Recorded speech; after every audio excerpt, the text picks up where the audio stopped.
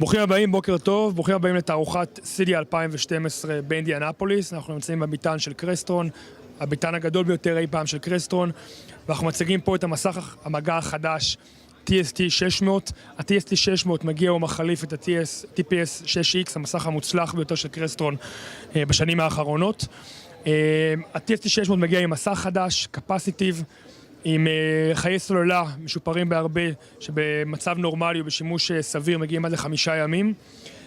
וידאו סטרימינג, גם שהמסך דוקט וגם שהוא אנדוקט, תמיכה מלאה ברב הסיפ, קומוניקציה של אינטרקום אגבי סיפ.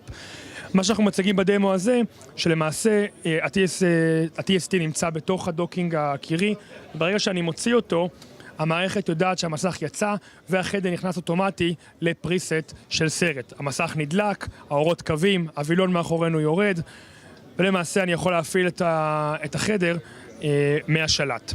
אז כאמור, ה-TST עובד על אותה טכנולוגיות RF של ה-TPS 6X, מה שמבטיח לנו תקשורת אמינה מאוד, למרחקים גבוהים מאוד, ומונע בעיות מוכרות מעולם הווי-פיי.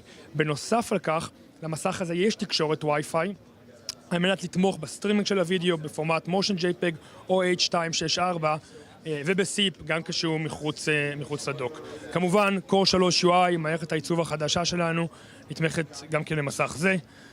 אני מכניס את המסך חזרה לדוקינג, וברגע שאני סוגר אותו, סיימתי לצפות בסרט, המסך טלוויזיה כבה, האורות נדלקים, הווילון מאחוריי עולה, ואני יכול להמשיך.